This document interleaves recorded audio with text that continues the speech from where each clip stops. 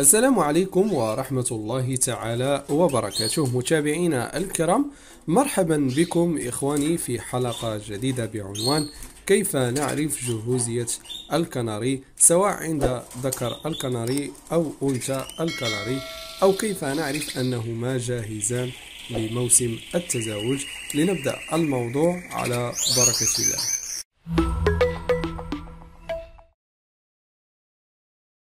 أولا وقبل كل شيء يجب معرفة أن الطيور وصلت لسن البلوغ، وهذا الشرط إخواني لازم. يجب أن يكون عمر الطيور أكبر من 8 أشهر حتى تتم مرحلة التزاوج بشكل سليم وصحيح، لأن أقل من هذا العمر إخواني لن يكون هناك عملية التزاوج. لذلك هذا الشرط يعني عمر التزاوج فهو واضح إخواني. أقل من 8 أشهر أو 9 أشهر فلن يكون هناك تزاوج بين الطرفين. وثاني شرط وهو كذلك رئيسي، وهو يجب عليك اختيار الطيور الكناري في فترة التزاوج الخاص بها، وهي التي تبدأ من شهر يناير وفبراير وحتى شهور فصل الربيع. وهذا الشرط يتعلق بدرجة الحرارة المكان وكذلك مكان تربية الطيور. إذن إخواني هذه أهم الشروط التي يجب أن تعرفها قبل أن تبدأ في تربية الطيور والإنتاج منها. والآن إخواني نبدأ بعلامات الجهوزية، أو كيف نعرف أن الطيور جاهزة لموسم التزاوج. بالنسبة للأنثى الكناري يكون أسفل بطنها ومخرجها منتفخ بعض الشيء، وكذلك ستلاحظ أن الريش يتساقط عند مخرجها، وهذا المقطع يشير إلى شكل مخرجها وبطنها عندما تكون جاهزة.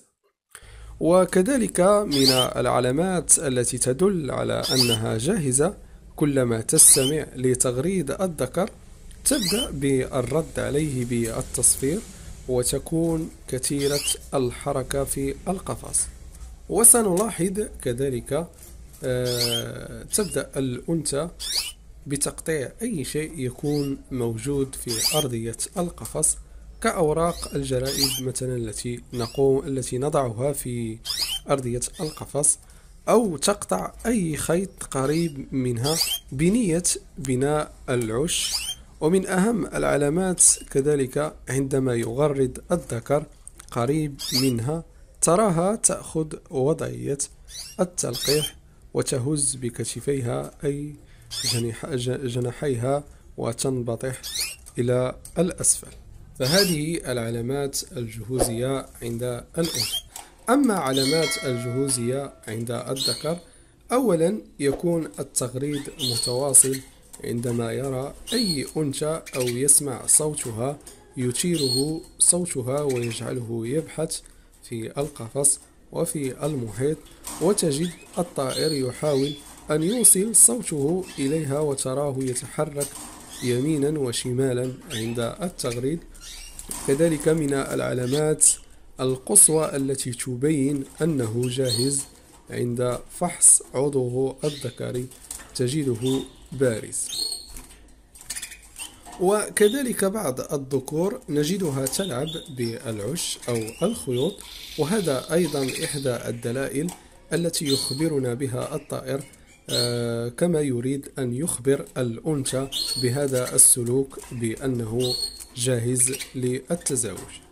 فبعد اكتمال الجهوزية عند الطرفين إخواني، عند الأنثى وعند الذكر، ولاحظنا أنهما مستعدان للتزاوج، يأتي دورنا نحن كمربيين، أي نقوم بتشويقهما.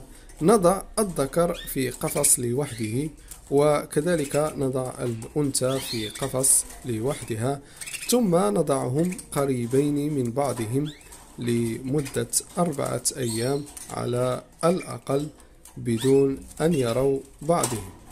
والغاية من ذلك إخواني هو التشويق.